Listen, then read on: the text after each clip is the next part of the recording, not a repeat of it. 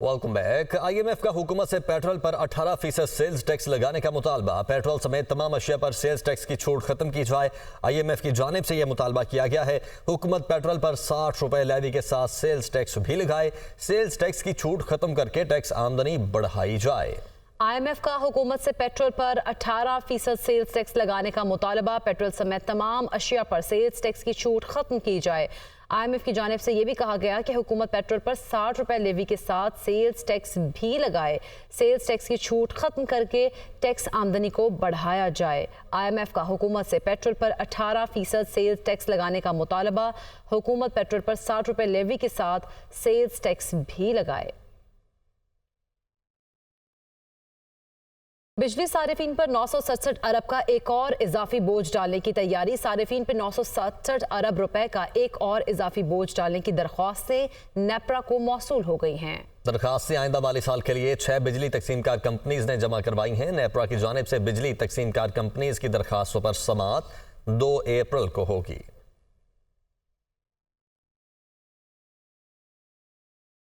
DI Khan में security forces के काफिले पर खुदकुश हमला। ISPR के मुताबिक खुदकुश बमबार ने गाड़ी सिक्योरिटी फोर्सेज के काफिले से टकरा दी।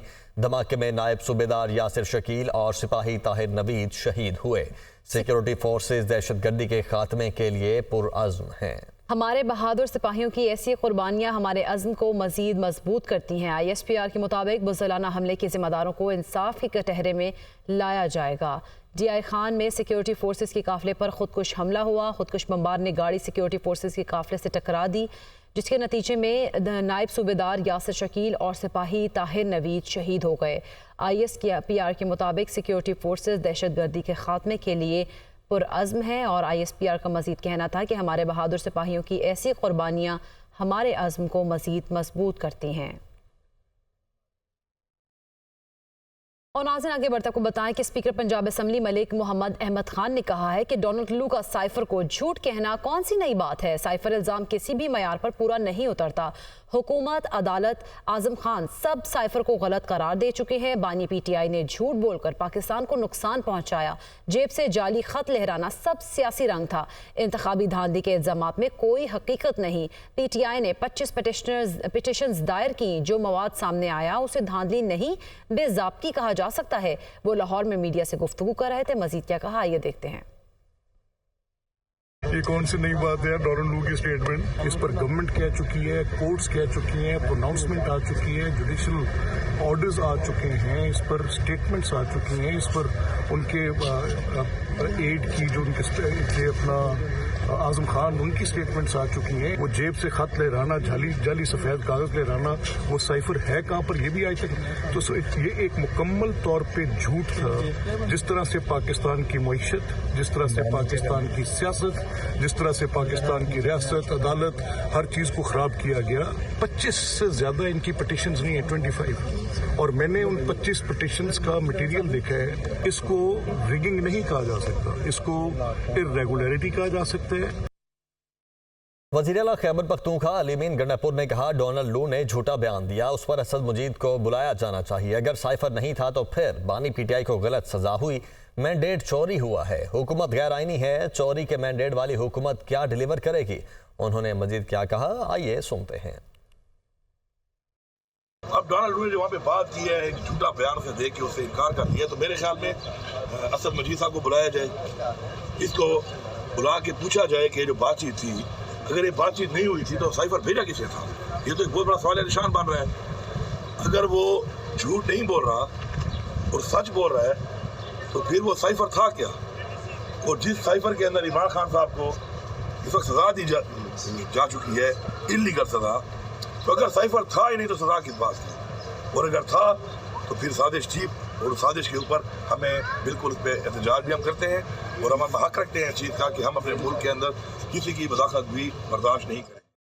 तहरीक इंसाफ के रहनुमा अली मोहम्मद खान ने कहा है कि असद मजीद को डोनाल्ड लू के बयान पर रद्द-ए-अमल देना चाहिए। अगर साइफर नहीं था तो अमरीकी सफीर को बुलाकर डिमार्च क्यों कराया गया? शहबाज शरीफ 18 माह तक कहते रहे कि कोई साइफर नहीं। अगर साइफर नहीं है तो बानी PTI पर केस किस चीज़ का है?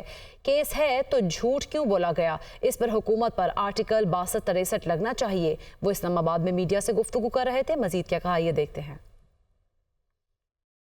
ये डोनाल्ड लू का तो मैं कभी फैन नहीं रहा, लेकिन वैसे इसने कल कांग्रेशनल हियरिंग में मंजी से ही ठोक दी है इस हुकूमत की, क्योंकि 18 महीने तक मियां मोहम्मद शहबाज शरीफ साहिब की कहते रहे ना कि कोई साइफर नहीं है, कोई साइफर नहीं है। तो अगर साइफर नहीं है तो अब केस इमरान खान पे किस चीज का चल रहा है? और अगर केस चल रहा है तो फिर आपने झूठ क्यों बोला? क्या झूठ बोलने पे 62-63 शहबाज शरीफ साहब पे और उनकी हुकूमत पे नहीं लगना चाहिए? आपने फिर किस बुनियाद पे डिमार्च किया अमेरिका के सफीर को बुला के अगर साइफर मौजूद नहीं था? वेलकम बैक नाज़रीन। खैबर पख्तूनख्वा असम्बली इजलास बुलाने का मामला, महकमा कानून का खत एडवोकेट जनरल को भेजने का फैसला। ज़राए के मुताबिक महकमा कानून ने AG ऑफिस से कानूनी राय तलब कर ली है। स्पीकर को जवाब मौसूल होने के बाद इजलास बुलाने का हतमी फैसला होगा। इसी पर बात करेंगे। जीशान काकाखेल हमारे साथ मौजूद हैं। जी जीशान, आगाह कीजिएगा, कानूनी राय तलब की गई है, कब तक फैसला आ जाएगा? जी बिल्कुल, जो गवर्नर ने इजलास तलब किया था आज दिन 3 बजे को, इस पर जो है सेक्रेटरी असम्बली ने महकमा कानून से राय तलब की थी कि बताया जाए कि क्या जो गवर्नर हैं वो इस तरह इजलास बुला सकते हैं, जिस पर जो महकमा कानून है उन्होंने ज़राए के मुताबिक अपनी मुशावरत करने के बाद ये फ़ैसला किया है कि वो अब एडवोकेट जनरल से इस मामले पर राय तलब करेंगे और उनके राय जब पहुँच जाएगी तो इसके बाद वो सेक्रेटरी असम्बली को एडवोकेट जनरल। Welcome back. अहम खबर है, सुप्रीम कोर्ट ने जस्टिस शौकत अजीज सिद्दीकी की बरतरफी का फैसला कलअदम करार दे दिया है। आपको बताएं कि सुप्रीम कोर्ट ने जस्टिस शौकत अजीज सिद्दीकी की बरतरफी का फैसला कलअदम करार दे दिया है। सुप्रीम कोर्ट से ये खबर आप तक पहुंचा रहे हैं। जस्टिस शौकत अजीज सिद्दीकी को बरतरफ किया गया था और अब ये फैसला कलअदम करार दे दिया गया है। अहम खबर है जिससे मुतालिक आपको आगाह किया जा रहा है। सुप्रीम कोर्ट ने जस्टिस शौकत अजीज सिद्दीकी की बरतरफी का फैसला कलअदम करार दे दिया है। सुप्रीम कोर्ट ने जस्टिस शौकत अजीज सिद्दीकी की बरतरफी का फैसला किया था, जो कि कलअदम करार दे दिया गया है। अब सुप्रीम कोर्ट से खबर है, जस्टिस शौकत अजीज सिद्दीकी की बरतरफी का फैसला जो कि किया गया था, अब उसे कलअदम करार दे दिया गया है। इसी हवाले से कुछ देर में हमें हसीब मलिक भी ज्वाइन करेंगे, उनसे मजीद डिटेल्स भी लेंगे। लेकिन अभी तक ये बताया जा रहा है कि सुप्रीम कोर्ट ने जस्टिस शौकत अजीज सिद्दीकी की बरतरफी का फैसला कलअदम करार दे दिया है। हसीब मलिक हमारे साथ मौजूद हैं। हसीब, बताइएगा क्या ग्राउंड्स हैं अब? देखिए, ये सुप्रीम कोर्ट ने इस्लामाबाद हाई कोर्ट के साबिक जज शौकत अजीज सिद्दीकी की बरतरफी का जो फैसला था उसको कलअदम करार दे दिया है और सुप्रीम कोर्ट के 5 रुकनी बेंच ने ये फैसला सुनाया है। Chief justice of Pakistan justice Qazi Isa ने 23 सफात के ऊपर ये फैसले को तहरीर किया है और सुप्रीम कोर्ट ने जस्टिस शौकत सिद्दीकी के खिलाफ सुप्रीम जुडिशल काउंसिल की सिफारिश कलअदम करार दे दी है, जबकि शौकत अजीज सिद्दीकी की बरतरफी का नोटिफिकेशन भी कलअदम करार दे दिया गया है। जस्टिस शौकत अजीज सिद्दीकी को बहाल नहीं किया जा सकता, फैसले में कहा गया है।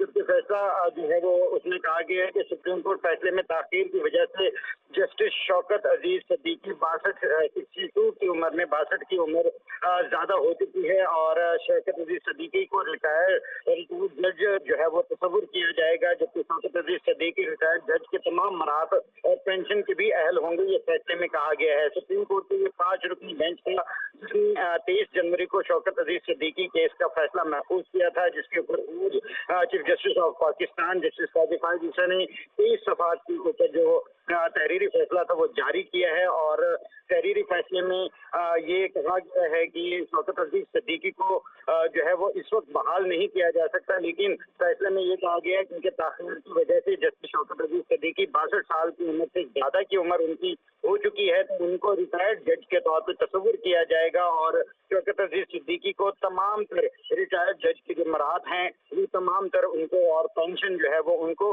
फराहम की जाएगी, वो इसके अहल होंगे। बहुत शुक्रिया आपका।